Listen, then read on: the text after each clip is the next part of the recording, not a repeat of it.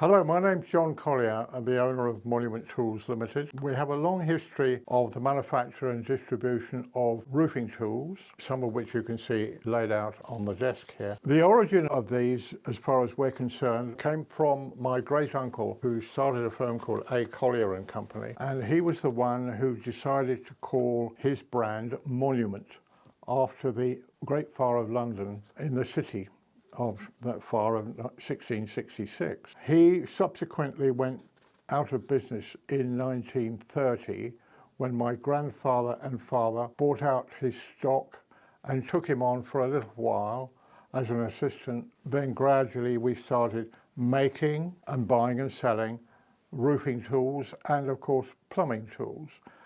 The plumbing tools were made for lead pipe, which of course very largely disappeared because of the change out, but you are still allowed to use lead for waste pipes. Without further ado, I will talk to you about the roofing tools that my great uncle offered. Amazingly, I've been able to find examples of these, at least I suspect that they are his, because they're marked Monument, but they've got the word London on. Later on, we never put the word London on at all, so I'm assuming that they were made by Alfred Collier or sold by him. But before that, people used to make their own dressers and what have you, and this is a very rather bent, very long lead dresser. And this is a bending stick made out of a piece of lignum. You can tell it's lignum because of the black heart. A lignum is a timber that comes or used to come from the Caribbean, from Haiti, the Dominican Republic, and the Bahamas, a certain amount in Mexico, in the Yucatan Peninsula. But unfortunately, unbeknownst to us, we're using too much of it, and the authorities in those countries stopped allowing people to cut down the trees and ship them as raw logs. They then started up a little industry on making the logs that they were allowed to cut down into rollers to add value to their exports, and people would bring in rollers and make mallets and things like turn pins and bobbins out of these rollers, which really was pretty unsatisfactory. So that drove us eventually into making products out of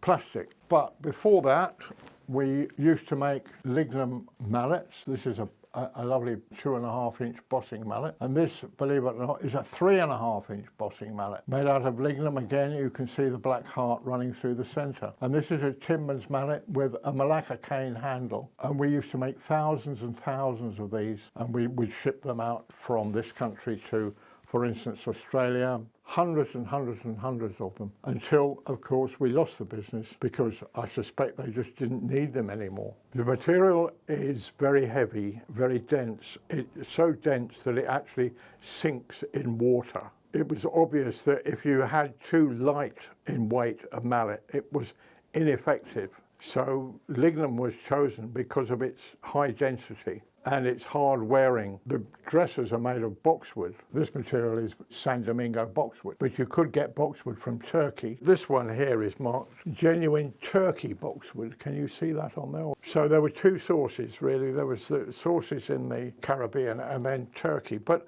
of course, boxwood grows on Box Hill. How we made these? Well, what we would do is buy 10 or 15 tons of lignum vitae logs at a time, and you could specify the diameters that you wanted. The first thing to do was to cross-cut the log so that you got the lengths that you wanted. In the case of a bossing mallet, you'd have to shape it like that on a 36-inch tungsten carbide tipped circular saw.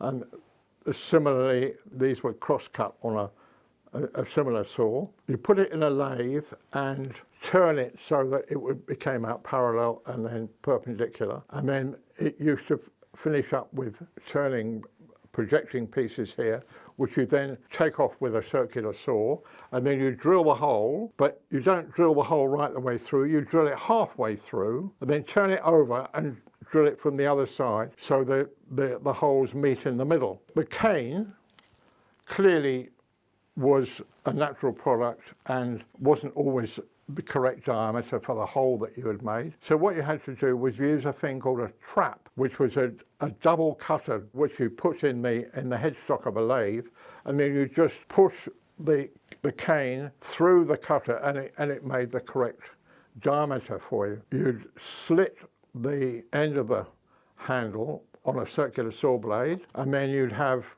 little bits of ramming which you had to cut wedge shaped. When you glued it all up, you drove the ramming in and it protruded sort of that much, and then what you'd have to do then is to circular saw that off and then finish it off with a draw knife in order to make the surface nice and smooth. And then that wasn't quite the end of it. You then have to put them into sacks to stop bright light getting at them, because what they used to do was to split almost immediately, because the oily content of the lignum would tend to dry out. So then they were taken upstairs to what we called a finishing room, where there were ladies who would then varnish these using a shellac varnish, and then they put the stamp on as well. And then once that was done, and they had to dry, and they were finished. This example here is a wonderful size 6 boxwood dresser, which I managed to buy relatively recently. It's the most beautiful piece of San Domingo boxwood. More boxwood items, chase wedges with a ferrule on the top, and then chase wedge which is called a side bent chase wedge, and then lastly a front bent chase wedge. Modern plastic items, they are made in the UK. They come in various sizes and they are really, really high quality. We assemble the bossing mallet, we turn this handle. It's made of a plastic, but it acts like a piece of Malacca cane in so much that it is sort of shock resistant. Originally, when we started making these, we didn't understand that instead of just using them as a hammer on sheet lead, they used the top of it as a former. So they could lay the sheet lead on it and beat it with a dresser into the shape that they wanted. And of course what we had done was to secure the handle with a brass piece, which of course was no good at all, because the brass would have destroyed the surface finish on the sheet lead. So we had to rethink it, and we now, using a CNC milling machine, we drill the hole and then we tap it, and we make these handles on a CNC turning center and put the two together. And they are very, very nice indeed. As well as timber products and plastic products, we make seaming pliers. This is an old pair. These were designed by my father, what we call a straight seaming plier. It used to have a spring in there, a bit like the spring you use on a pair of secateurs. The bent seaming plier is there. Just to show you a little bit more, this has nothing to do with roofing, but it's to do with plumbing. There's a 3.5-inch lignum vitae bobbin, a 2.5-inch plumber's turn pin, but here there is a 3.5-inch brass follower, which is used as a snatch weight when you're pulling bobbins through a lead pipe. It acts a bit like a hammer, so you'd pull it and nudge the train of bobbins. You'd have, I don't know how many, 6 of those on a piece of wire rope, and then you use that to knock it through. We are constantly aware of changes in industry, and you have assurance that what we try and do is keep up the needs of the professional roofing man and of course the professional plumber. We hope that we are able to do exactly what is needed for these professions, and look forward to seeing you again, where we shall have more interesting stuff.